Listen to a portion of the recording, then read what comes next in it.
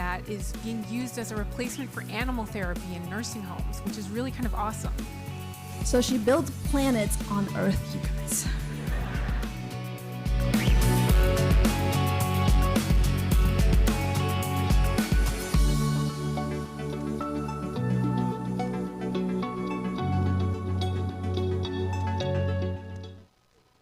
Good evening, everyone. Welcome to the heart of the Museum of Science and our very special event tonight, How Do We Heal Our Earth? An evening with the one and only Kevin Powell. Let's have a hand for Kevin. I'm James Monroe. My pronouns are he, him. I am the creative director of programming in our Centers for Public Science Learning here at the museum. And tonight I'm thrilled to be introducing this really special evening. We had the opportunity to first collaborate with Kevin last year on a program here at the museum, and it was such an incredible evening of dialogue and conversation and community. And so we were really eager to continue to deepen that partnership in our work with Kevin. And so we were really excited when he accepted Kevin Powell, all one word, just as it appears on your screen and the screen behind me. Tonight is a part of our current winter-spring season of adult programming here at the museum as well. We have some incredible work still to come and a fantastic summer lineup that we'll be announcing soon. So make sure you check out our website at mos.org/subspace, or you can scan the QR code on the signage around the space. And after the program, if you are here in person, we encourage you to stick around. There's going to be a book signing. Kevin will be signing copies of his book. You can purchase both of those from our friends at Frugal Bookstore over here in the corner. They'll be selling those afterwards as well, so make sure you stick around and meet Kevin and hang out with us. But now I'm thrilled to introduce to the stage our first special guest for the evening to tell us more about how this program fits into the larger work of the museum. Please welcome to the stage our director of our Center for the Environment, David Sittenfeld. Thanks so much, James. Good evening. Thank you for being here, and hello to the people around the world that I know are watching online. My name is David Sittenfeld. I use the pronouns he and him, and I'm the director for the Center for the Environment here at the museum. I'm extremely excited to welcome you to this terrific subspace event featuring what I think will be a fascinating conversation about the threats to our fragile world and the reasons to be hopeful about a resilient and more equitable future. In just a couple of moments, I'm going to formally introduce tonight's fantastic speaker, Kevin Powell, who I know you're here to hear from. But as James said, I just quickly want to situate tonight's program in the context of what we're doing here at the Museum of Science for 2024 on the topic of climate change. As you may have seen in the lobby or on the outside of the building as you entered the museum this evening, or on the museum's website when you learned about this program, we're dedicating this year to one of the most important science issues of our time, the Year of the Earthshot. Throughout this year, we're exploring equitable and innovative solutions to the climate crisis, with a focus on the ways that humans are transforming the ways that we live, eat, work, and move to create a sustainable and better future. And we have a short video to show you a little bit of a sense of the ways that we're engaging people and thinking together about these important issues through over 1,000 products in the year across the museum's in-person, online, and school channels. And I think we're going to see that video right now. We know what to do. We have the tools, we have the knowledge, but do we have the will? Once the water starts to rise, and heaven's out of sight, she'll want the devil on her tail. Today, the biggest question I get as a climate scientist is, what can I do about it? What you know about your neighborhood can really help to have these conversations about how we can make our neighborhoods more resilient. It begins. I wanna fly, can you take me far away? Give me a star. Climate change, all of this is science. And I'll go so El Nino is coming. How will rising sea levels impact air travel? How can youth make big changes in their community that help relieve the effects of the climate crisis?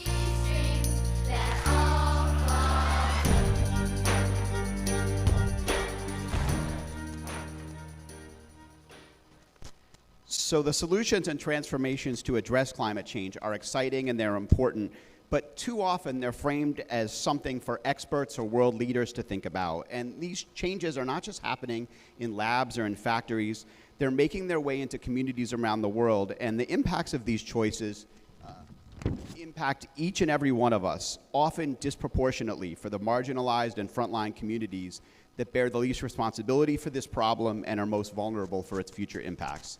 Here at the Museum of Science, we believe that a resilient, zero-carbon future and an equitable future will only be possible if everyone is involved in making that future a reality, and that the disproportionate impacts of climate change will only be equitably addressed if communities and decision makers share their perspectives and their local knowledge with one another to envision and co-create solutions together so that all communities will be safer and benefit from the innovations of a transformed and more resilient planet.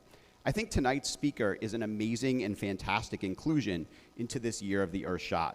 We're going to be hearing from someone who is an activist, a poet, and a member of the global community, has charted out an individual and a societal roadmap for equitable sustainability that will help inspire all of us. So now I'm thrilled to introduce our speaker to the stage. Kevin Powell is a 2024 Grammy-nominated poet, a human and civil rights activist, a journalist, and author of 16 books, including the Kevin Powell Reader, his collected writings, and a filmmaker. And he just told me right before I got up here that yesterday was his birthday, so even more reason to be excited for him.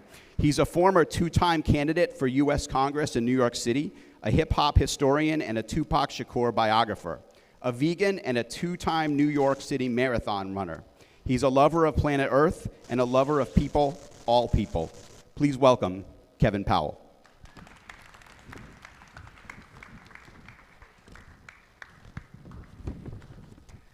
Hey, how y'all doing? How are y'all doing? It's great to see y'all. You know what? This topic is so serious to me that I actually put a bunch of notes in my notes of my iPhone because there's a lot of stuff on my mind tonight. I want to thank God and the ancestors first and foremost for this opportunity. Ashe, absolutely, Ashe. Because that's how I do. I'm part of the activist tradition. That some folks know what I'm saying. You know, I just want to acknowledge everyone in the room, no matter how you identify yourselves, your identities. I just hope we all can agree that we're part of the human family. Can we agree to that? Can we agree to that? Whether you're Christian, Jewish, Muslim, atheist, agnostic, you have that right as well. We got enough polarization and hate and division going on in the world. Y'all know what I'm talking about, you know. And so I also want to acknowledge my African American and Native American ancestors. You know, for me, when I think about this issue of the earth, it's not lost on me that indigenous people were here, that indigenous people were here, that indigenous people were here. Massachusetts is an indigenous word. Y'all know what I'm talking about. And it's not lost on me that my ancestors were stolen from their land in Africa, were brought to this land and helped to develop this place that's called America. Y'all with me out there? Ashe. And so it's important when we talk about the environment and environmental issues in the earth, I think we have to start with a level of honesty. That's where I'm at. Again, I love all people. I don't care how you identify yourselves, but I want us to, can we say safe space? Can we say no judgment? But we do need to have an honest conversation. I want to definitely thank Yuisa Perez and James Monroe and Raleigh Mulroy and David Sittenfeld for bringing me. Can we give the Museum of Science a round of applause, please? Please. This museum is, as we say, dope. It's dope, and I love this space, and it was just beautiful to be here earlier today with staff members. We had a session earlier. I don't know if any of the staff members are here. I saw a bunch of children running around. I didn't know there was a zoo up in this museum as well. I was like, this place is lit. So it's just really beautiful to be here because, as I said in an interview I did for the digital team, as an artist, art and science to me go hand in hand, and I'm so glad to see both represented here. I certainly want to acknowledge my wife, who is from California, and the smartest person I've ever met in my life, Evangeline, who's here. And we talk about environmental issues all the time, and I'm going to get into that a bit. I want to shout out Frugal Bookstore, shout them out. Please support independent black bookstores, independent bookstores, and make some noise for yourselves. Those of y'all here tonight, thank you all for being here. I appreciate y'all. And I want to get into this. I'm a vegan. I'm plant-based, and I've been plant-based for about 2 decades now, and I have definitely taken a stand around what's happening with our environment around global warming and climate change. But I would be lying to you all if I said this is something that I've always thought about, because it's not. You know, and I did this exercise earlier today. If you're a Generation X, make some noise out there. Generation X, actually, let me be respectful. If you're a baby boomer, make some noise out there. Baby boomers, Gen X, millennials out there? All right, hey. Anyone who's Gen Z out there? Gen Z, under 30, someone's under 25. There's a few folks, okay. Well, there's multiple generations here. Baby boomers and Gen X, work with me for a second, and you may have seen this. My first thought about anything to do with the environment was when I was a child, and there was a commercial on TV of an indigenous/Native American man walking through a community, and there was garbage everywhere. Do y'all know what I'm talking about? Y'all remember that commercial? And do you remember, and a teardrop came down the person's face? That was the first time I thought about littering. And when I think about the environment, because people, as David said in the introduction, when you think about where we are and all this catastrophic stuff that's happening, literally as we're here in Boston right now, there's tornadoes going through, there's bad weather going through the middle of this country, in places like Omaha, Nebraska. But littering was something that I don't do because of that commercial. Now, the irony is, and this is a whole other conversation separate of this, but I didn't know, how many of y'all knew that that person was actually not indigenous, not Native American, who played the Native American in that commercial? It was actually Italian American. His family came from Sicily. He was born in Louisiana, but he portrayed Native Americans in films throughout his career and claimed until the end of his life in the 90s that he was Native American, and he actually got exposed by a reporter. I was like, wow, that's deep, but that's a whole other conversation about representation we're not going to get into. But that was the first thing for me. The second thing for me, I grew up, I represent Brooklyn, as you can see with the photo of me. I've been in Brooklyn for 30 years, over 30 years. That's where I've lived longer than anywhere else, Brooklyn, New York City. But I grew up in Jersey City, New Jersey. Jersey City, New Jersey. I'm shaped by Jersey City, New Jersey. I was raised by a single mother, welfare, food stamps, government cheese. As I always say, in the poverty I wouldn't wish on anyone. We were so poor, my mother and I shared a bed in the living room, and my Aunt Catherine and my cousin Anthony, who was only born 3 days ahead of me, shared a bed in the bedroom, because we literally had to share a one-bedroom apartment. Why do I bring that up? Because where I was growing up, most of the kids in my community, some of y'all may know what I'm talking about, had asthma. And as I've traveled around the country as an adult, and I literally have been to all 50 states now, all the major cities, medium cities, small towns, I notice in certain communities there's a high level of asthma. Are y'all out with me out there? Now, some folks will say, well, what does this have to do with healing the earth? I need y'all to repeat this word after me. Intersectionality. This is important. Just follow me for a second. I didn't know anything about about environmental issues when I was growing up. I saw the commercial about the Native American man who had the tear come down his eyes about people littering. I'm growing up in a community where a lot of the kids had asthma who were Black and Latinx. That's where I grew up in Jersey City. And then I'm going to school, and also in my apartment building, we notice in the inner city schools, a lot of the paint was chipping all over the place, and we would find out later what was being put in the paint and in the piping in our communities. Are y'all with me out there? And then we wonder why people had high levels of asthma or even cancer in our communities. And so when you hear terms like environmental racism now, that term wasn't always around. Environmental justice now, that term wasn't always around. That's part of my childhood growing up. Well, what else was a part of my youth growing up? I would tell y'all, it was really profound when I think about, you can grow up in a community of color, or a poor community, no matter what your race is, and there's something called food deserts. Food deserts. Y'all with me out there? And how that affected us, and how we were limited to certain kind of food choices. And now that I'm an adult and I live in fancy Brooklyn, New York, which has become very trendy over the last several years, I mean, we got bike lanes and all kinds of plant-based options and things, organic this, organic that. But I'm like, why does this exist now but didn't exist when I was growing up? Are y'all with me out there? Y'all know what I'm talking about. And so when we think about the environment, how do we heal our earth? And it came up in the session with the staff members from the museum earlier. We have to think about class and race. We have to think about this intersection of these different things when we talk about environmental issues. When I think about how I grew up, I also think about the fact that there was always some fear. Baby boomers, y'all know what I'm talking about. Generation X, you know what I'm talking about. There was always some fear of some sort of nuclear disaster happening. In fact, in 1979, there was something called 3 Mile Island. Remember that? Where there was literally a nuclear meltdown in the state of Pennsylvania, where my brother James Monroe is from. I'm a kid. I don't know what that means. I just hear, oh man, this is affecting the environment. We can't let this happen again. This is the biggest nuclear disaster we've ever had. Go into the 1980s, we're talking about environmental issues. I go to college. I go to college on a financial aid package. I'm the first generation college student. My mama had an 8th grade education. I'm blessed to have gone to college, Rutgers University, New Jersey. Somewhere during my college years, I met an older student named Lisa Williamson. Some of y'all out there may know her as Sister Soldier. She became a friend of mine when I was in college, right? Sister Soldier started working with someone in New York City named Ben Chavis, Reverend Dr. Ben Chavis. Well, who was Reverend Dr. Ben Chavis? He was a part of an organization called the United Church of Christ Commission for Racial Justice. So myself and Sister Soldier and Ras Baraka, who's now the mayor of Newark, New Jersey, and a lot of other young people would hang out at the office of the United Church of Christ Commission for Racial Justice. There was an Asian American brother, a Chinese American brother named Charles Lee, who was a masterful researcher who was working on this big project in the 1980s. You know what that project was, y'all? The first major report about toxic waste and where it was being dumped in this country. Are y'all with me out there? And it was profound because his report showed how people all around the country, particularly in black and brown communities and indigenous communities, poor communities, found themselves living literally on top of or right next to toxic waste dumps. And there was a disproportionate number of folks who were getting illnesses like cancer.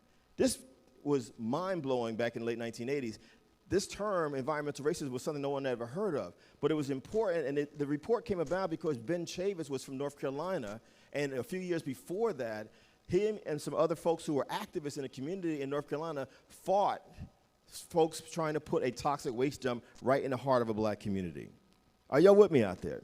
And so when we think about environmental justice, environmental racism in our earth, all movements are local. All movements are local. We've got to ask ourselves, what's happening in Roxbury?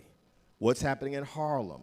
What's happening in this part of New Haven or Hartford, Connecticut? Are y'all with me out there? What's happening in certain parts of Providence, Rhode Island? What's happening in certain parts of New York City? It's not just what's happening overseas. It's not just weather changes. It's not just fires in California. But are we making sure that people are being able to live a life free of any toxins whatsoever? Or is someone intentionally or recklessly, but they just don't care, sister, putting toxic waste dumps right in the heart of communities that they think are not worthy of having healthy lives? That was mind-blowing for me. But I still was not an environmentalist at that time. I go through the 1990s, and I was having a good time. I was at Vibe magazine. I was on a little show on MTV. I was living my life.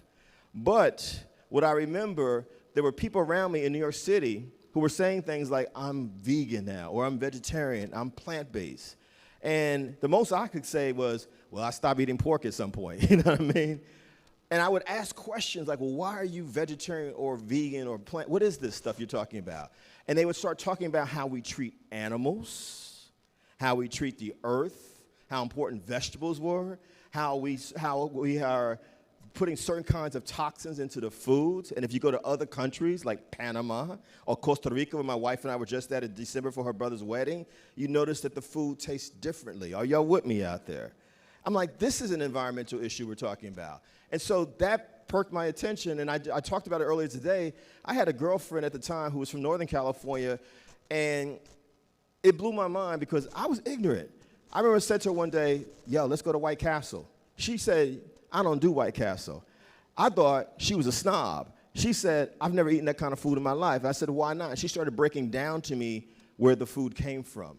And so for the first time in my life, I was actually thinking about the stuff that I was putting in my body. Are y'all with me out there? Let's go to 2001. I'm from New York City. A tragedy happened in New York City called 9/11. 9/11, 9/11, 9/11. As I said earlier today, that tragedy, just like a lot of tragedies, brought a lot of people together. But the thing that stuck out to me are the number of people who were rescue workers, including fire personnel, and people who lived in an area who ended up getting cancer all these years later. And we see people still getting compensated for what happened with the environment around 9/11. Not just the two planes going into the World Trade Center, but how things were dealt with after those planes went in there. Are y'all with me out there? If you don't know what I'm talking about, do your research for yourself. 4 years later, I'm watching TV. It's August 2005. I'm hearing about this hurricane that's coming to the Gulf Coast. They named it Katrina. They named it Katrina. They named it Katrina. George W. Bush was the president of the United States. Y'all remember this? And I don't know about y'all, but I've been to New Orleans before Katrina happened, and I've been to New Orleans since Katrina happened. New Orleans is an incredible city. I think Whit Marsalis said it best. New Orleans is probably the most African, most West Indian, and most European city all rolled into one. If you've been to New Orleans, you know what I'm talking about, right? What I remember was people saying, these folks need to get out of there, and why are they staying there? People were calling the folks who are residents, mostly black folks, on the TV, that they were stupid for staying there. One of the people on your staff, James, said it earlier today. People, when we think about environmental issues, environmental justice, and what's happening to our earth, the assumption is that poor people got the means to leave certain environments. Y'all with me out there? A lot of folks were literally stuck there. Well, what did I do as I was watching this happening? Because I'm an activist, we rally folks. We sent people in New York City, we organized several trucks, just like folks all around the country. We got to send relief efforts for folks down to the Gulf Coast. We got to help these folks.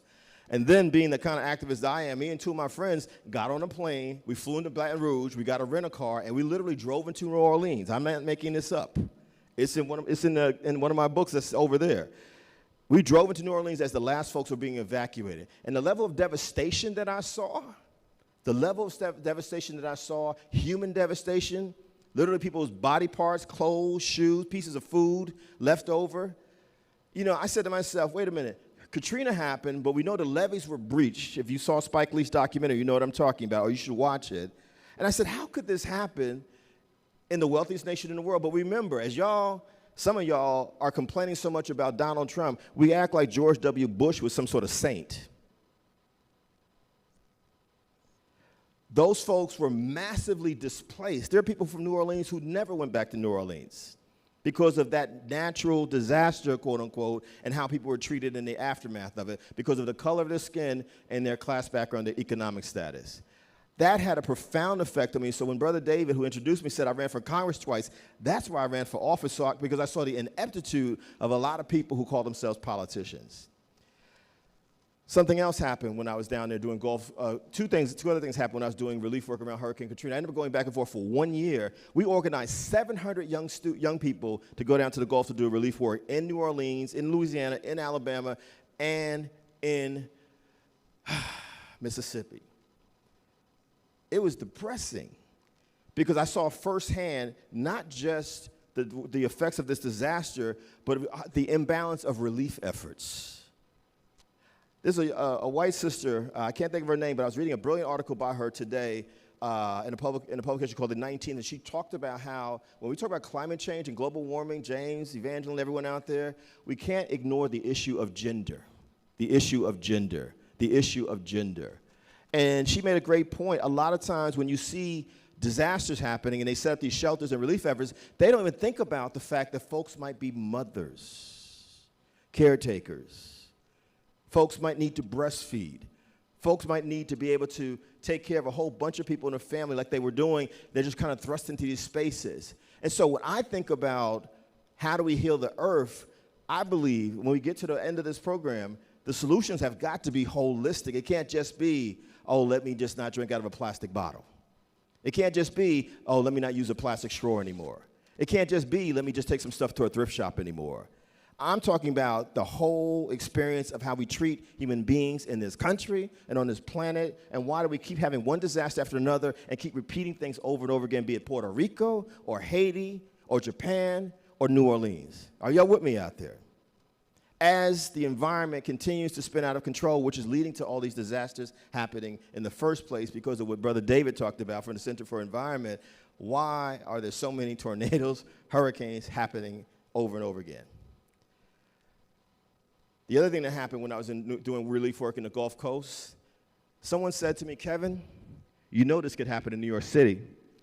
And being the New Yorker I am, I was like, nah, son, that ain't gonna happen in New York. That's never gonna happen, son. You bugging. 8 years later, Superstorm Sandy hit New York City. And you know what they said to me? New York City, I know y'all think y'all your own country, but New York City is actually mostly islands. Brooklyn and Queens, where I live, they're connected. That's an island. We're on the same island as Long Island. Staten Island is obviously an island. Manhattan is obviously an island. The only landlocked place is the Bronx. Superstorm Sandy hit in 2013, and it devastated the whole city of New York. Never seen anything like that. I grew up in the New York City metropolitan area. What we experienced when I was growing up, and y'all hold your hand if you know what I'm talking about. You knew what the 4 seasons were. You kind of knew when spring was happening, when summer was happening, when fall was happening. And y'all, who's from New England here? Make some noise if you're born and raised in New England. You knew when the snow was coming, right? For the most part. Now, I don't know. I don't know. What I do know, when Superstorm Sandy was happening, I felt like I was in the midst of Katrina and a whole bunch of other things that I had read about or experienced or had done relief work around. It devastated lots of people. And who were the folks most affected by it? Women, poor people, and poor people of color. That's the environmental piece that I'm looking at. Look at these groups that are constantly affected by this the most when some sort of disaster happens. When I think about my education on this, I also think about the fact that there are a lot of people out there who keep saying, we're just making this stuff up. It doesn't exist. Y'all know what I'm talking about. This ain't about being a Democrat or Republican, red state, blue state. Y'all can have any affiliation you want. But I'm like, how can you not see what's happening? My wife is from California. Literally from Northern California to Southern California, there have been fires and fires and fires and fires. Are y'all with me out there? You know? Or there's been drought after drought after drought after drought. And you've got to ask yourself, how did we get to this? And when we were in the staff session earlier today, we had a provocative conversation. And one of the things that became clear, and I don't know if Bethany's here, but she laid out some very brilliant stuff. A lot of us don't even know anything about the environment. You know, be honest about it. Raise your hand if you were growing up K through 12, public schools or private schools, and you actually had at least 1 or 2 classes that talked about the environment in a real and consistent way. I see 2 hands. 2 hands. 2 hands. Raise your hands if you went to school in the United States of America. But 2 hands can remember anything about the environment. Does that make any sense? Does that make any sense? Does that make any sense?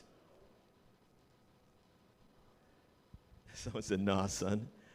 No, sir. That's part of the problem. I don't want to get deep into the political stuff, but what I will say in general terms is one of the things that I was taught as a youth activist, and now as I realize how important it was now that I'm an older activist, is that you gotta hashtag read, study, travel.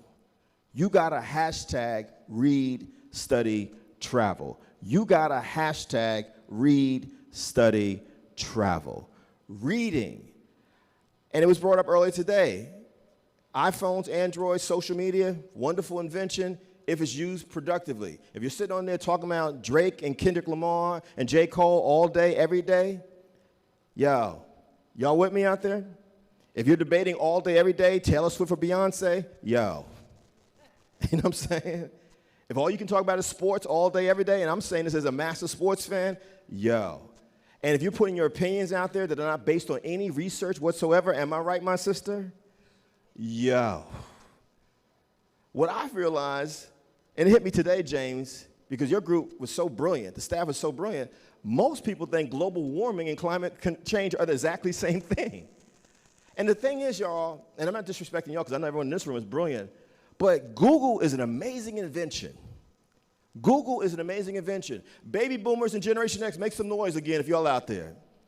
Y'all know when we were growing up, we had to go to the library. There was something called microfiche. There was something called a Dewey Decimal System. Y'all remember that stuff? We had to go and look stuff up. There's something called encyclopedias. Now, if you actually want the information, it's right here. But if we're not critical thinkers and we're distracted by all the stuff happening around us, like this rap battle that's not really a rap battle, y'all know what I'm talking about. Especially when I see people who are 40 and 50 like on social media, like, yo, son, back in the 80s, they would destroy them. I'm like, son, but it's not the 80s and 90s, it's over, it's 2024, right? Like, we gotta grow up. We gotta grow up. You got to grow up, especially if you're past 40 or 50. And if you're rolling like that, why would you expect young people to be any different than you? Particularly when we talk about something as serious as how do we heal our earth? How do we heal our earth? How do we heal our earth? And what I think about at this point, for those who don't know, global warming refers to the rise in global temperatures due mainly to the increasing concentration of greenhouse gases in the atmosphere. That's global warming. For those who don't know, climate change refers to the increasing changes in the measures of climate over a long period of time, including precipitation, temperature, and wind patterns. Global warming, I'm going to say it again, refers to the rise in global temperature due mainly to the increasing concentrations of greenhouse gases in the atmosphere. Climate change refers to the increasing changes in the measures of climate over a long period of time, including precipitation, temperature, and wind patterns. What does that mean? I live in New York City. I'm like, yo, why is it 95 degrees in December? Yo, why are we getting high winds like I'm Dorothy in The Wizard of Oz and my windows are about to break in? Are you with me out there? You know? What does that mean? Why is it freezing in the middle of the summer in California? Y'all with me out there? These are questions that we have to ask because we're talking about our environment. There's a reason why the Museum of Science has a center for the environment, because the environment is actually important. We're all sharing this space, but the question becomes, what are we doing with this space? I'm not just talking about, do you litter? You shouldn't. I'm not just talking about if you're just using plastic all the time and not thinking about, hey, you know what, I like to have water. Maybe I should invest in something that I can use over and over again. Are y'all with me out there? I'm not just talking about if you have a closet full of clothes, instead of just throwing your clothes away. Maybe, you know what, there's some folks out there who might be military veterans or the unsheltered. Some folks call them homeless, or folks who are differently able, folks who might be poor, working class, who need some clothes. Let me recycle my clothes. Maybe I should dig into my historic memory of, like, say, if I'm Panamanian or African American or Italian or Jewish, and there's a time in my family's history where they didn't just throw clothes away. Let's repurpose these clothes and pass it along to family members. Does that make sense to y'all? Does anyone know what I'm talking about out there? Does anyone know what I'm talking about out there? Because there was a time when Panamanians and Jewish folks and Italian folks and Irish folks were all coming and had to share resources. Let's not throw stuff away. Let's recycle, let's refurbish, let's reuse. That's called sustainability. We just didn't know it was sustainability. Are y'all with me out there?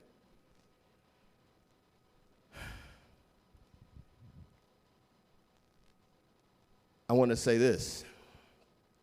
Dr. King used a phrase that I love. We need a radical revolution of values. We need a radical revolution of values. We need a radical revolution of values. Anyone a math person out there? Anyone math folks out there? Remember the word radical in math classes in high school? No one took math in high school. Someone took math. Did anyone pass math in high school? People like, Well, radical in math terms means getting to the root of something, right? Just getting to the root of something. Dr. King said we need a radical revolution of values. He said this in a speech he gave about the Vietnam War, when he came out against war.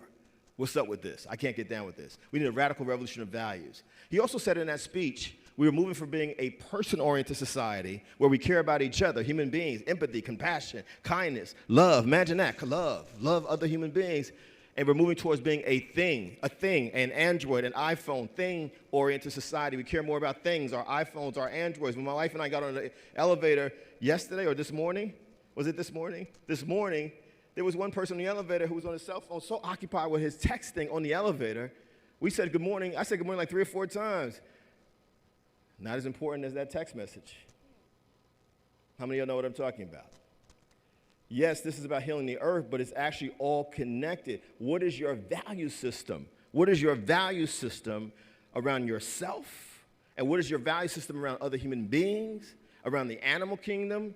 You know, I joked with my wife when I met her a few years back. I was like, she's so protective of the world of, she won't even kill an insect. No, we can't kill an insect. I'm like, well, now I don't want to even kill an insect.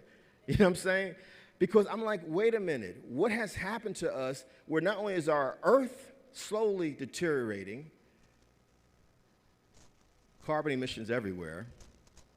We don't have a new Green Deal. It's just a proposal. It's not real until it's real.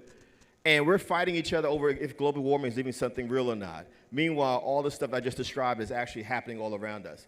I'm going to ask y'all, am I lying about what we see with the weather? Just the weather. Am I lying, y'all? Am I lying?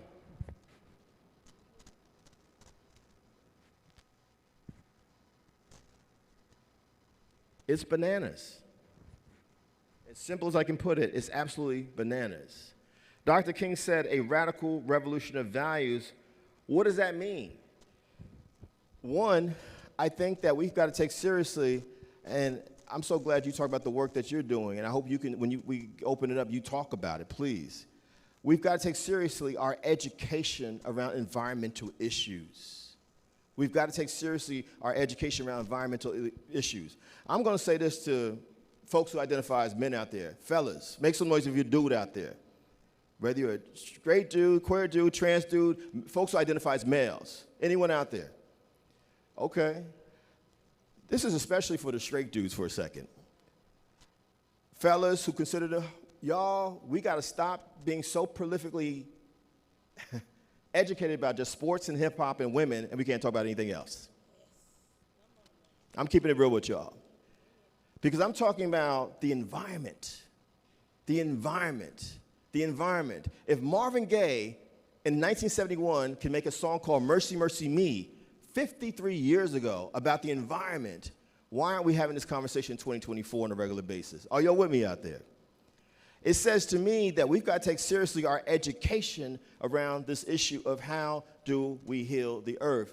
Where's David at from the Center for the Environment? My recommendation, folks, is y'all need to make sure not only do you come back to this museum, is there a space specifically for the Center for Environment inside this museum? When I come back here, my wife and I are going to come back here and spend a day here. I'm like, we're going to go straight to the Center for Environment. Because I want to understand what that word even means, environment. Does that make sense, y'all? Educate ourselves. Educate ourselves. If we don't know this stuff, let's take the time. Because everyone keeps saying, well, what are we going to do? And the thing that keeps coming up, every generation keeps saying, well, the young people will take care of it. Every generation will say, the young people are going to take care of it. We're going to keep saying that until the earth slowly starts to burn itself out if no one takes responsibility. Does that make sense? And we can't expect our elders to do it. They've done everything. My mom's just chilling, watching game shows and judge shows. She's like, well, I did my part, but I'm like, what are we going to do? Don't just dump it on 20-something and teenagers. Education. But I also believe, again, all movements are local. One of the things that struck me today in the staff session, Brother James, is we actually came up with a number of ideas on things that we can do that are practical. Don't just use plastic bottles. I'm not going to judge folks because it came up also, some folks just can't afford anything but a plastic water bottle. A one-time use bottle of water. I get it. I come from poverty. I grew up on welfare, food stamps, government cheese. I get it.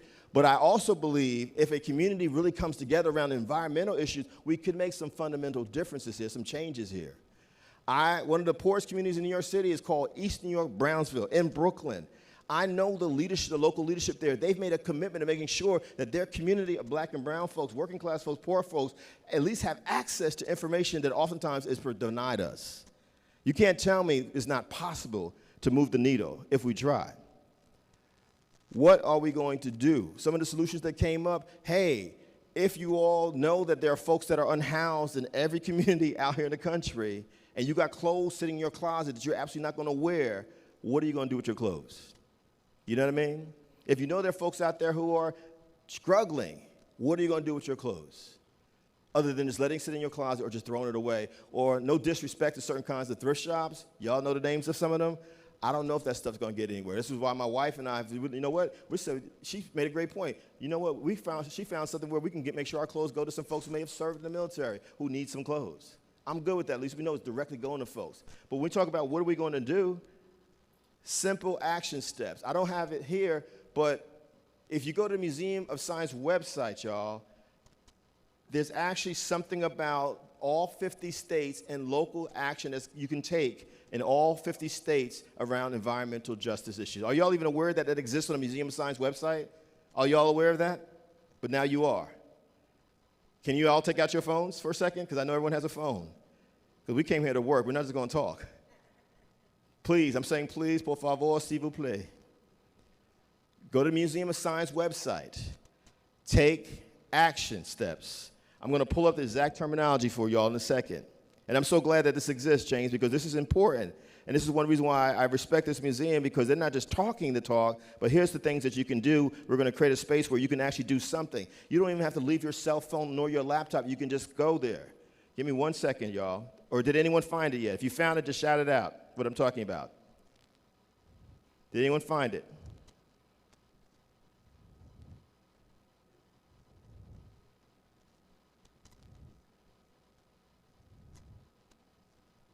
One second.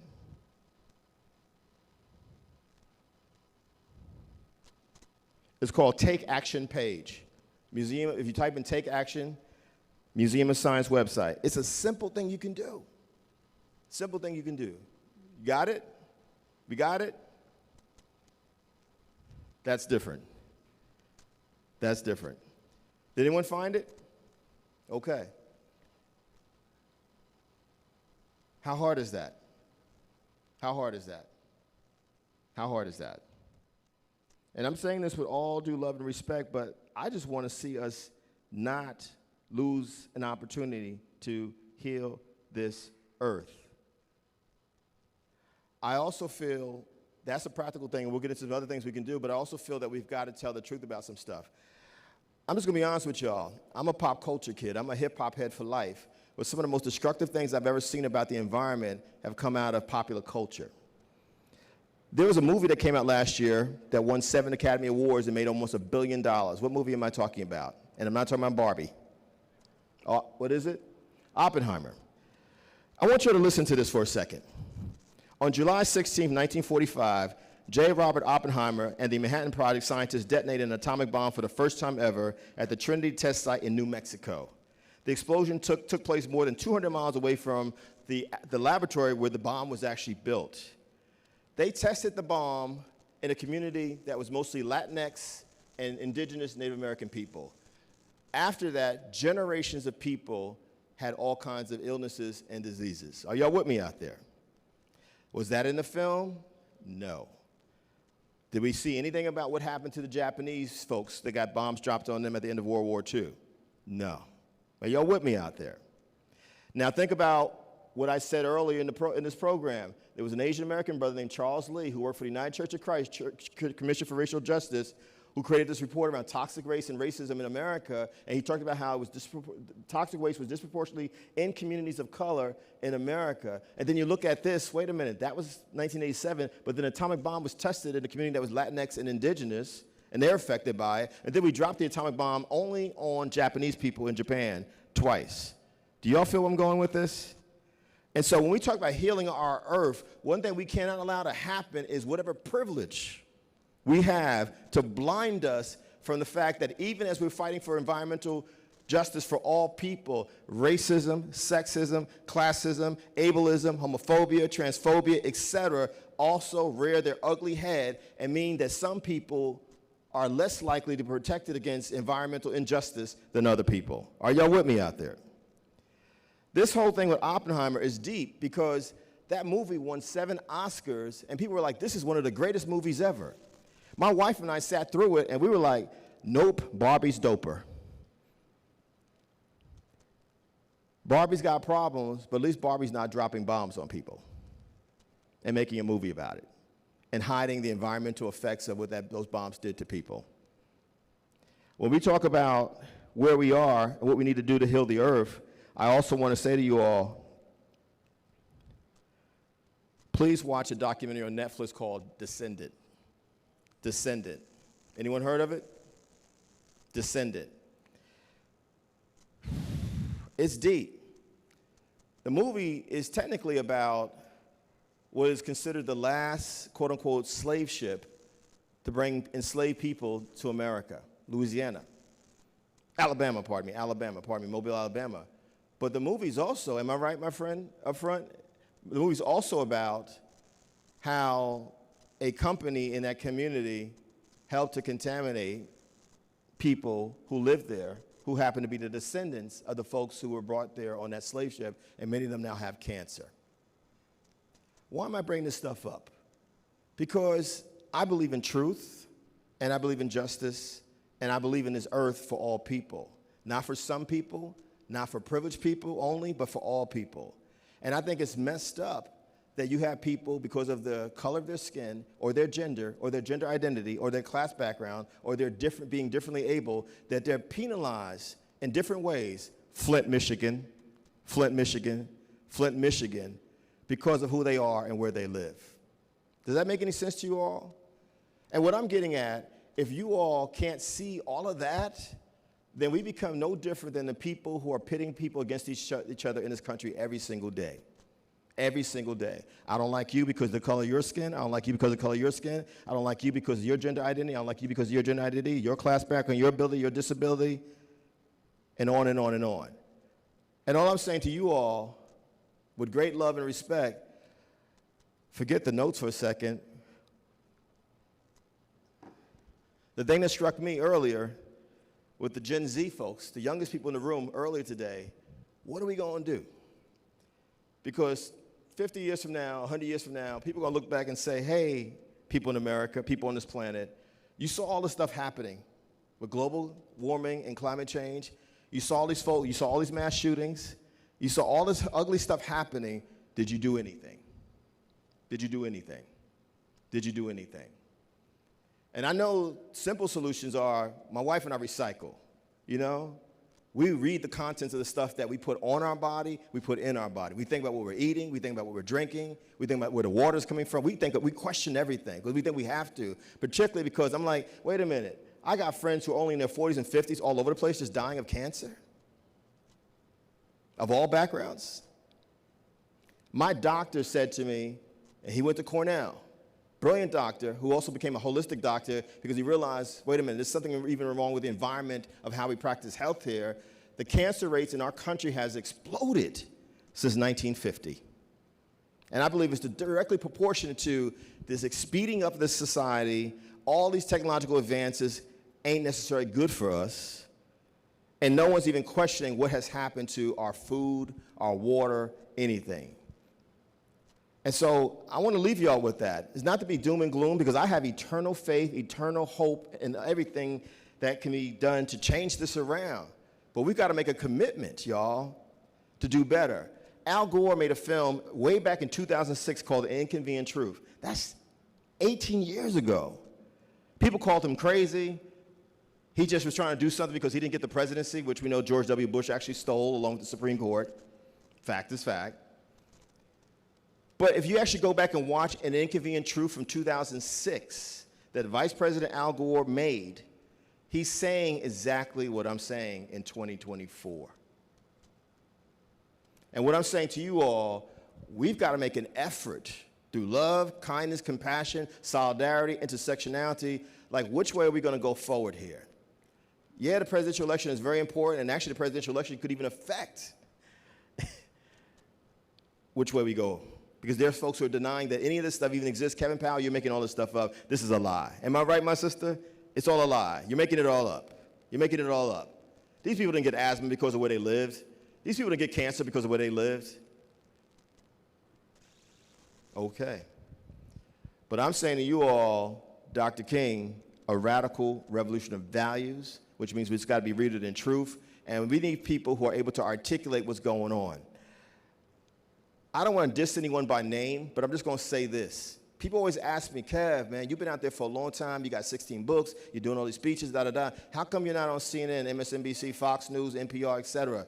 You know why? Because I stopped being interested in going on these programs where people are just yelling at each other. Even ESPN, they're just yelling at each other. Because no one really wants to have a real conversation, and no one really wants a solution. Y'all with me out there? It's to keep us distracted and occupied and fighting each other. And I'm like, yo, I actually want a solution. I actually want a new Green Deal bill here. I actually want people to live. Does that make sense, y'all? And so I'm saying we got to be able to have conversations with each other even when it's uncomfortable. And someone asked me, Kev, why are you even talking about the environment? A lot of people ask me that, James. Why are you? Because they didn't know about what I was doing as a youth. They don't know about intersectionality. And how can you be an activist, am I right, and not talk about the environment and food deserts where we live and how that all affects us? We don't live in a box. So I just want to say I love y'all and I appreciate y'all. at the very least, before you leave here, make a commitment to come back to the museum, to the Center for the Environment, and make a commitment to take that action pledge on the Museum of Science's website. It's real basic, it's right on your phone, but if you can do more than that, please consider wherever you live in this metropolitan area, am I doing enough in my community to help do stuff that's about sustainability? Am I doing my part? Does that make sense, y'all? That's what we gotta do. My wife and I, we're a unit. We know in our household, recycle, recycle, this goes over here, this goes over there. If we slip up, if I slip up, yo, we gotta do better. Can't just waste stuff. You know? We're gonna get the questions. Thank y'all. Thank y'all so much.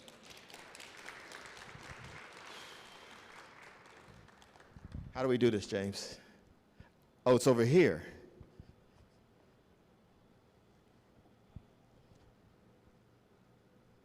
Wow.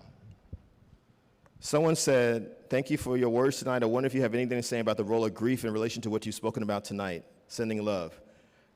Woo, grief. Wow. Yeah.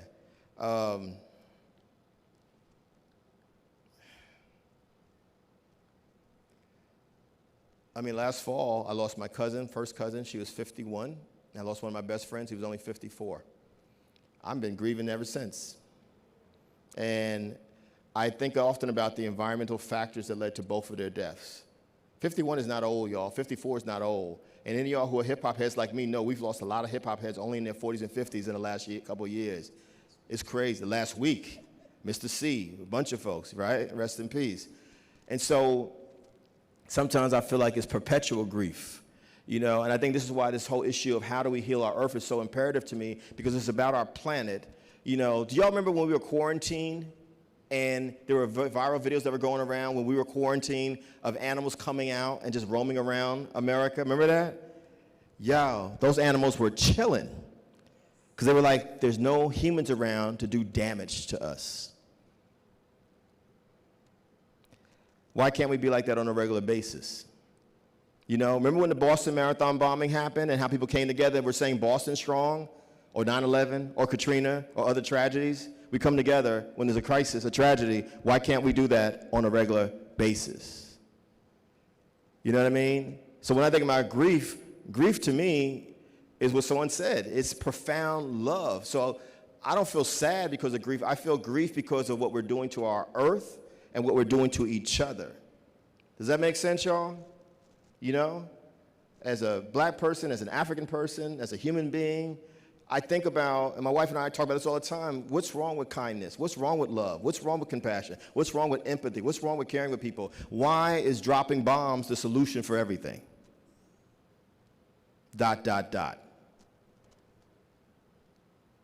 Why? Or any of us, and I'm sure most of us in this room could say we come from some group where we have someone in our history who faced oppression. Then what's the point of knowing that you went through oppression and then becoming the oppressor,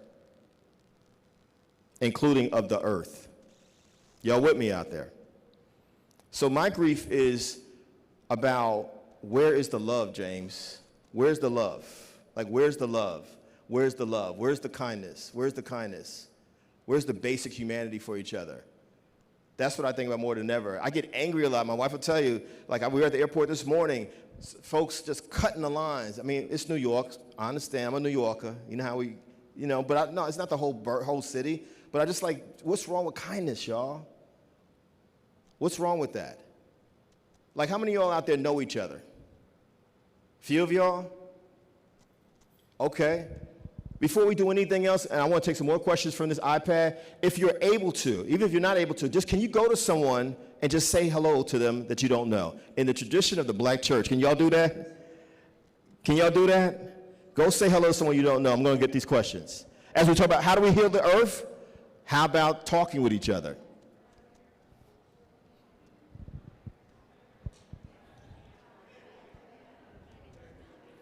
It's a lot of questions, James. Is that your husband? Hey, I thought you looked familiar. Good to see you. How's it going?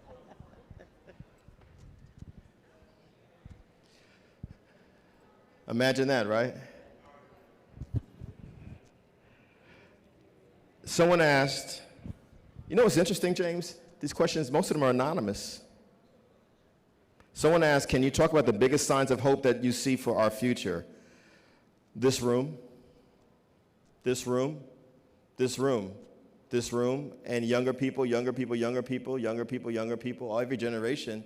And some of the elders know what I'm talking about because I'm sure some of them remember the civil rights movement. It was young people. You know, it was young people. It was young people. There's possibilities out there if we can just figure this thing out, you know? And I just want to encourage us. I mean, I wouldn't get up every day if I didn't have hope. What's the point of getting up if you don't have hope? You got to have hope. One of my good friends is a woman named V who used to go by Eve Ensler. She wrote something called the Vagina Monologues. And something V said to me that I always remember, it's not enough to say what you're against, but like, what is the world that you want to build? What do you want to create? What do you want to build and create and build and create, as Ras Baraka said in a poem? Well, I used to think that James Baldwin was corny when I was younger emotionally. Love. I used to think Dr. King was whack. I'm like, I'm all about Malcolm, but love. You know, tell the truth unapologetically. Resist, as Sonia Sanchez says, always. Resist, resist, resist all forms of oppression, always. But even Sonia Sanchez says, if you actually read and listen to her poetry closely, love, love, love. And if love was actually happening, yo. So I think that what gives me hope are people that I've met, like James. You know what I'm saying? Like Brother James. I was telling my wife earlier, I said, I don't know where Riley is, but I said, Riley, James, these folks are some of the kindest folks that I've met in the country. You know what I mean? Because I'm on the road a lot, y'all. I'm going to tell you, there are not a lot of people who are as kind and supportive as my brother James over here. Seriously. Am I right? Yes. That's what gives me hope, because there's examples of kindness. So whenever I feel down, I just pivot to, yo, the people at this Museum of Science are dope. You know what I mean? Next question, how do we demand public policy that honors and respects people because what's good for us is good for the earth? How do we demand public policy that honors and respects people because what's good for us is good for the earth? I have a simple question. Again, safe space, y'all? Safe space? No judgment? Be honest about it if you don't vote on a regular basis. No judgment. No judgment. I'm not even going to ask you why, because I already know why, because I understand. I'm going to say this. All movements are local. All movements are local. If you're just focused on the presidential election, we're missing the point. If y'all are paying attention, literally, state by state, books are being banned. Voting rights, abortion rights, you know, marriage equality, state by state. Even if these are not your issues, guess what? They're my issues because I care about all human beings, and I'm paying attention. State by state, people are restricting things. Are y'all with me out there? And so when you don't vote on a regular basis in your particular locale, you're basically saying they can do anything they want. You know what I say to folks in Brooklyn, New York? Like, Kev, son, it don't matter, son. I'm like, guess what, son? Most of the people in jail upstate New York are from Brooklyn, New York. And people sending them to jail don't look like us at all. People are just saying, you know what, y'all don't care, we don't care. Just put them away. You know what I mean? And so I'm not saying voting is the solution for everything, but you can't even have a conversation about public policy if you don't know anything about voting and the issues around public policy. Does that make sense, y'all? Like, how can we talk about a new Green Deal? We can't talk about, we don't even know the difference between global warming and climate change, as I said earlier. We have to be able to articulate this stuff.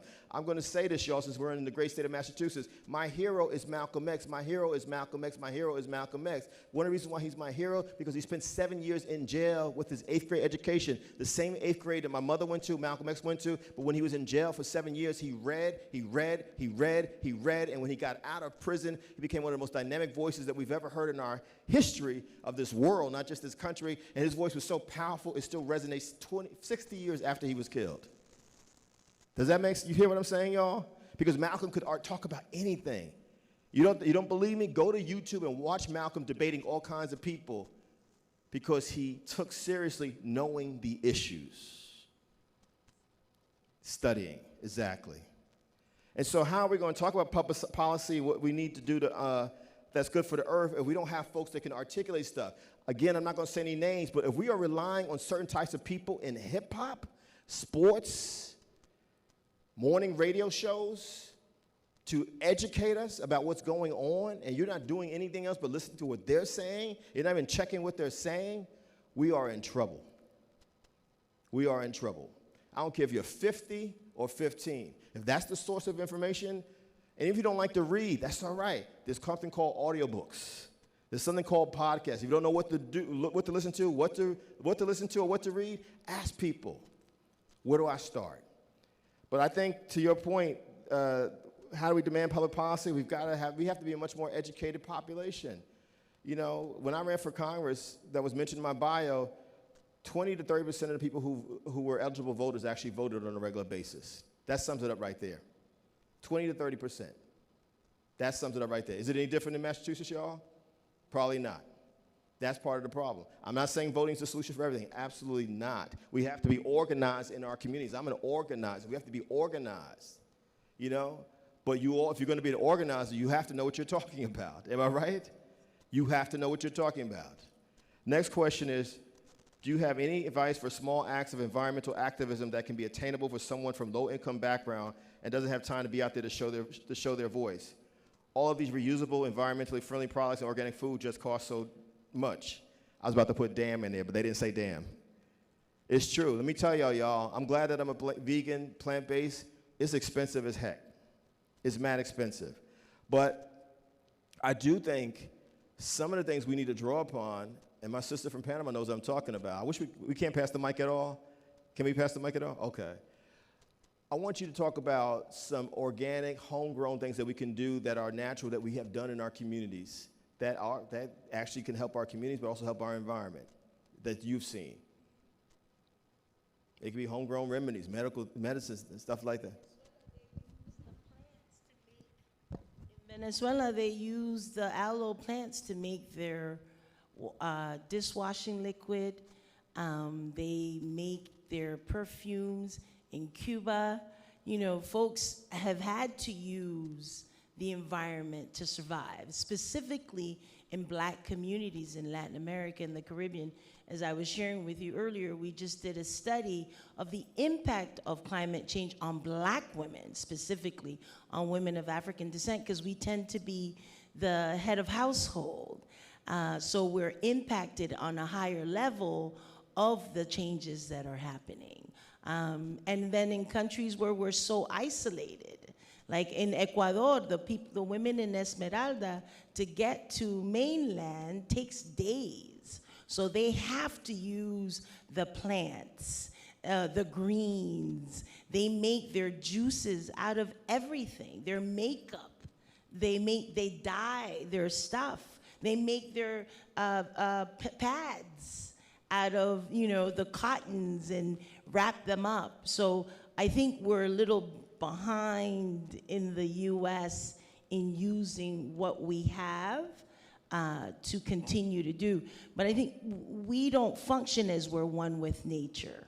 You know, from a Yoruba perspective, everything is us, and we are them.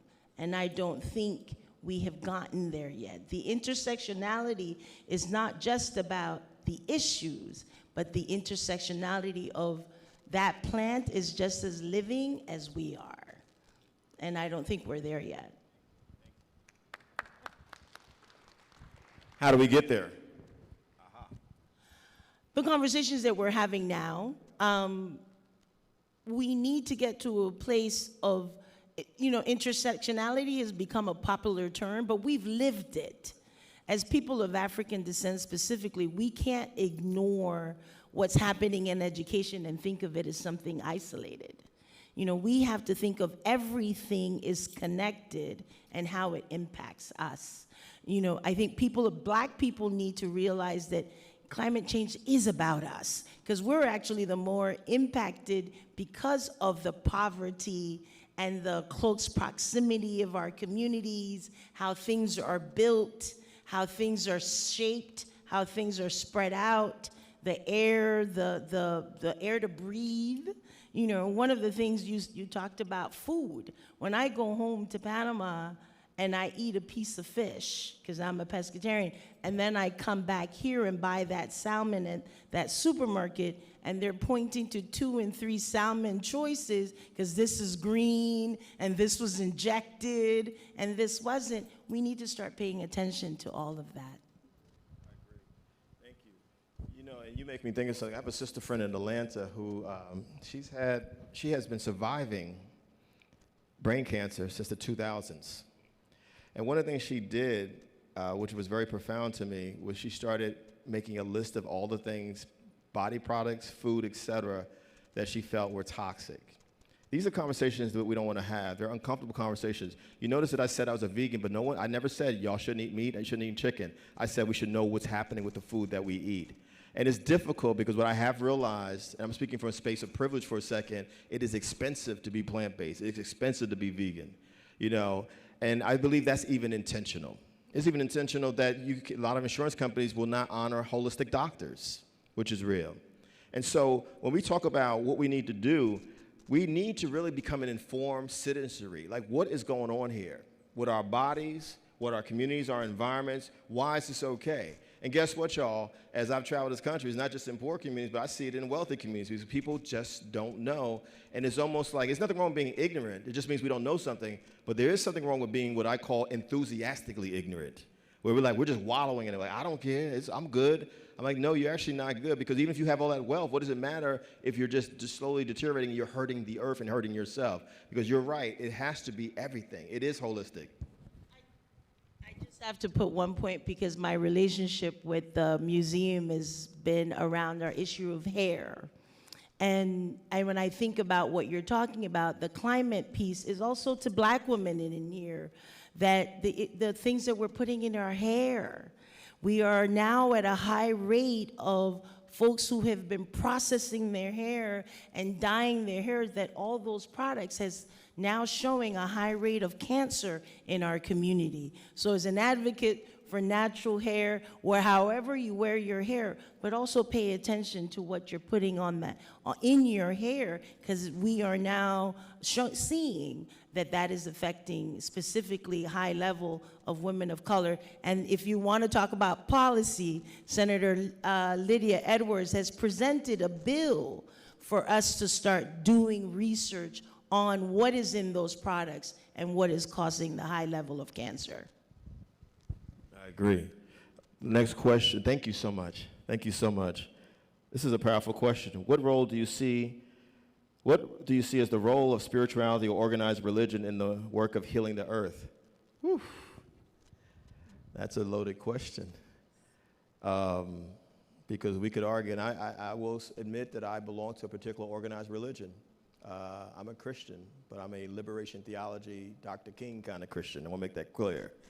But we could also argue that folks who have called themselves certain, one of the three major religions, have been involved in a lot of war and violence around the world. Am I right? You know? And so I think organized religion I'm going to put over here. I prefer to deal with spirituality, you know? Because I think that organized religion, that's fine. That's your faith. I don't judge folks on it. I don't want folks to judge me. But spirituality to me means the consistency of behavior, or the struggle that could be consistent in every aspect of your life. And you're aware that this is a process, this is work that you have to do. You know, how many of y'all will admit that as Kevin Powell's been using the word love out here, you're like, well, Kev, it's hard to love people.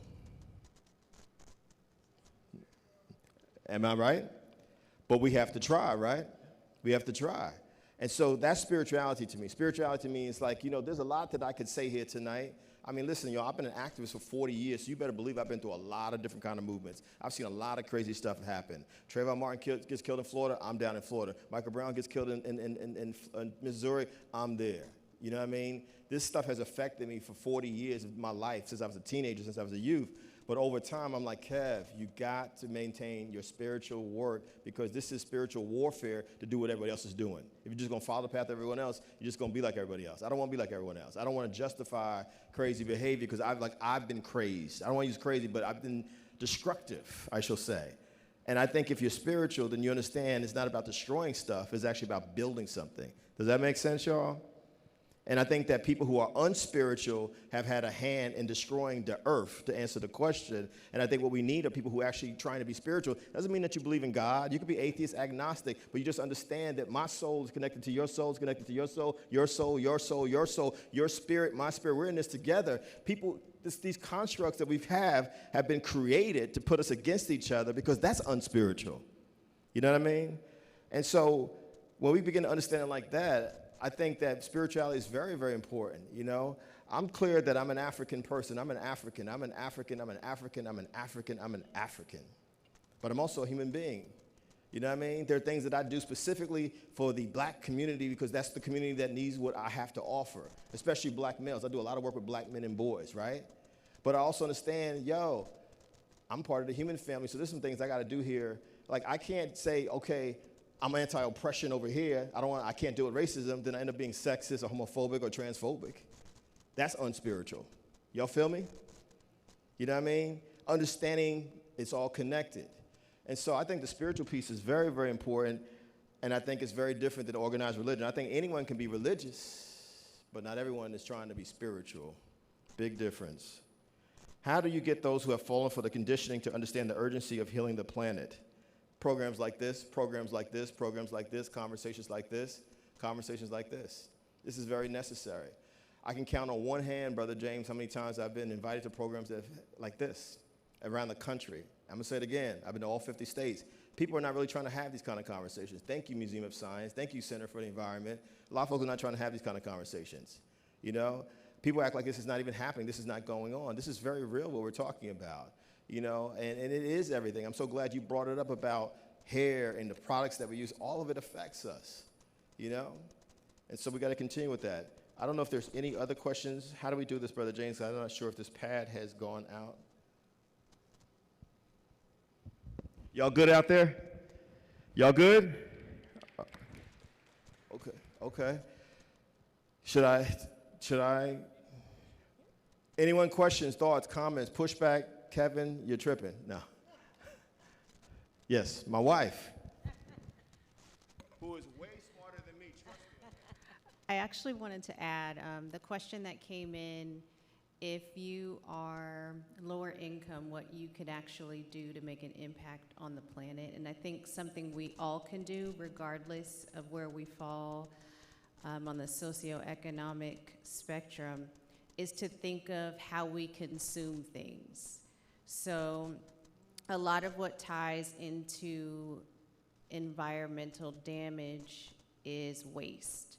So if we own too many clothes and then we discard them, that ends up being in a landfill in other parts of the world. If we waste a lot of food, there isn't a thought process behind the whole chain that took that food from the farm to your table, and so just wasting it haphazardly does not help the environment. So we want to only really buy what we're going to use. And that really is something that we all can control because we all are consumers. And regardless of how much money we spend, wouldn't it be nice to not waste as much? But it also has a positive impact on the environment if we do not waste as much. Questions, thoughts, anyone? How about this? Ideas on sustainability. What can we do? Can we have some action steps, things that we can do that some of us may not do? Can we pass the mic back there?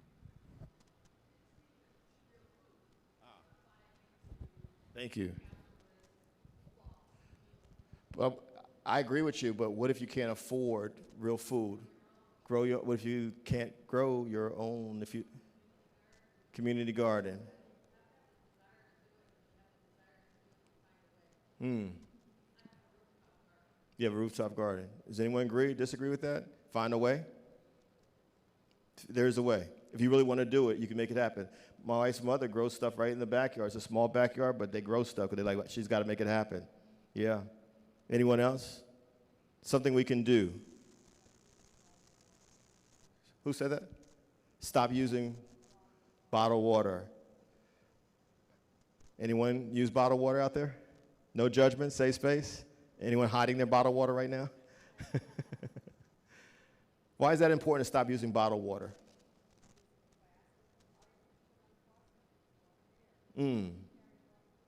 Wow. People throw away plastic bottles all the time.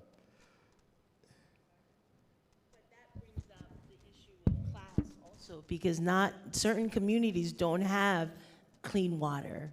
I was just in New York in Brooklyn. And exactly, like you ran the water and it was like, it took running it for a bit to see it clear. So that's where revolutionary values of Martin Luther King spoke about capitalism, materialism, and militarism. And that all plays into all how that breaks itself down. Communities of color don't have, you know, when I did food, healthy food with women in our community, it took a while for them to understand what they were buying because it's easier based on our economics to buy canned foods. And then, but those have high level of salt. So it became almost what is the option to that? And we have made eating healthy as something expensive. So we also need to change that mindset. You know, I'm glad you brought that up because I think we got to be conscious of the class issue, the class issue, the class issue. I don't know what my life would have been if I didn't get to go to college on a financial aid package as a first-generation college student who came from welfare, food stamps, and government cheese. I'm going to keep saying that over and over again. That's where I came from.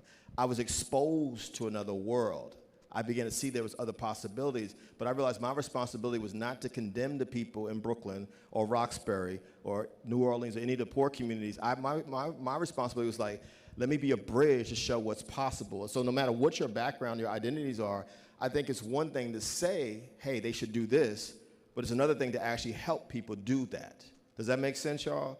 And so we do have community gardens in Brooklyn, New York, and some of our poorer communities, but it's folks who have made a commitment to saying we're going to be there and help to nurture this thing, as opposed to saying you should do this, you should do this, because it becomes very dangerous. I want to shout out someone I've known for a long time. His name is Patrick Oliver. I remember going to Little Rock, Arkansas, where Patrick Oliver grew up at, and this is someone who, black man, professional, had lived all over the country, Texas, Chicago, California, came back to Little Rock, and I noticed that when he went to a market, like a farmer's market, the whole community was coming to the farmer's market. And I said, how did you do this? He said, I just started having conversations with people about other options, but I didn't condemn, I didn't judge, I didn't say you should eat this. Notice I have not said to anyone here, you should be a vegan. No, eat your pork, eat your chicken, eat your everything. I'm just saying, hey, there might be some other ways to do it, you know what I mean? And my responsibility is like, hey, here's some alternative foods, here's some alternative places to get the fish from or the chicken. Here's some places where here's where there's a food co-op. We should be a basket. We should be a bridge of information as opposed to just do it. Because guess what? Everyone is not actually driven that way. As you were responding, I thought about my own mother. I love my mother, but it's like my mom, we were trying to survive. That's all it was. We're just trying to survive. She's not thinking about the environment. You know what recycling is for my mother? We're going to take this aluminum foil. We're going to save this food from tonight, and we're going to eat it for the next 7 days. You know what I mean? If we go on a bus down south or we're going on a plane to Haiti or Jamaica or somewhere, we're going to put this food, y'all know what I'm talking about. Make some noise if your family's from the West Indies or down south. Make some noise if they're from West Indies or down south. You know what I'm talking about. Aluminum foil, Tupperware, some plastic. We're going to get on that plane to Jamaica or Trinidad and Tobago, Barbados or Panama or Costa Rica or Georgia, South Carolina. That's our recycling. And so I also think there's a cultural nuance that we have to understand when we talk about environmental issues, environmental justice, and the class issues, which is, what have these folks gone through? You know what I mean? And what is the base? Where do we meet them at? Because I think that's the key thing. If you read a book by Frantz Fanon called Wretched of the Earth, one of the most important things he says in Wretched of the Earth, meet the people where they are.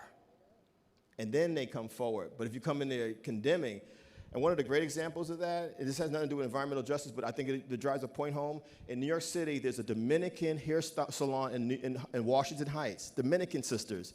They had a lot of women coming into the hair salon talking about domestic violence, sexual assault. They decided, wait a minute, these women trust us because we do their hair, so we're going to use this salon as their therapy space so they can talk about sexism, misogyny, patriarchy, and how to free themselves of this patriarchy. You know what I mean? They met the women where they were. And so I think we got to look for examples like that, and I think if we really want to be allies, no matter what our background is, you know, we could use folks who actually are farmers, who actually have some ideas, come into the community. Roxbury was right there, y'all. You know what I'm saying? Anybody from Roxbury out there? Y'all know what I'm talking about. You know, we say the same thing to people in Brooklyn, because in Brooklyn, you got a lot of folks claiming Brooklyn, but they sure as heck ain't going to Bed-Stuy or East New York or Brownsville. I'm like, that's Brooklyn. That's the real Brooklyn. You know, and so I think part of the challenge too is that you have information. We got to be very careful of the elitism of thinking that, well, they should just, I figured it out, they need to figure it out too. Guess what? Kevin Powell's been to all 50 states, 5 to 7 continents, but I didn't get on a plane until I was 24 years old. I didn't know I could. You know what I'm saying? Because I come from poverty. Poverty is a form of violence. Poverty makes you think that your life has to be in a box. That's what poverty does to you. You know what I'm saying? And so I just want us to think about this. If we think about this big issue of how do we heal the earth, let's not forget, most of the earth are people who are just struggling to get by. Most of the earth. How do I know that? Because I've been around the world. Most of the earth are people trying to get by. I'm going to leave y'all with Dr. King, who we've been quoting here. There's a reason why that man, with his PhD and his Nobel Peace Prize, was in Memphis, Tennessee, working with garbage men at the end of his life, because he never thought he was better than people who were sanitation workers. My job is to meet them where they are and let them know that there's dignity in every form of work, and you are a human being to be valued, and that's what we got to do with our earth. Value the earth and value all people on the earth. Y'all with me out there? Y'all with me? I love y'all. I appreciate y'all.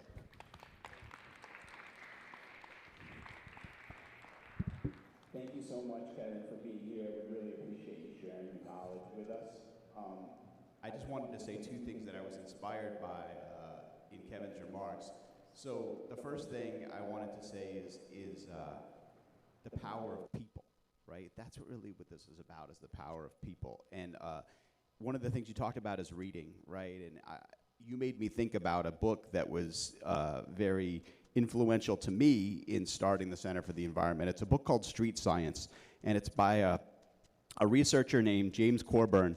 He was recently at MIT's Center for Urban Planning, but now he's out in Berkeley. And he looks at 4 different case studies from Greenpoint, Williamsburg, very rapidly changing, gentrifying neighborhood in Brooklyn. And in each of these communities, the reason he picks these stories, some of them are about toxics, some of them are about people facing environmental racism, and all of them are really come down to one word, and that word is listen. Researchers and people with power need to listen to the communities that are facing these environmental burdens. And whether we're talking about a global community or a local community, listening is very important. So I want to thank all of you for listening tonight. I want to thank Kevin for sharing his knowledge. And I want to say that this weekend, you can come back to the museum and you can share your knowledge. We have a program called Rise Up Weekend. It will highlight people who are making change across our communities, and you'll get a chance to meet them and be them, and you can come for free. There's a code called Rise Up 24. Write it down. You can put it up. You can come all weekend and meet about 50 different organizations that we have here that are making change on this issue. So I hope you'll see me then. But before you leave, I hope you have a chance to go over and have your book signed with Kevin. Frugal is here, and I hope you have a wonderful evening. Thanks so much.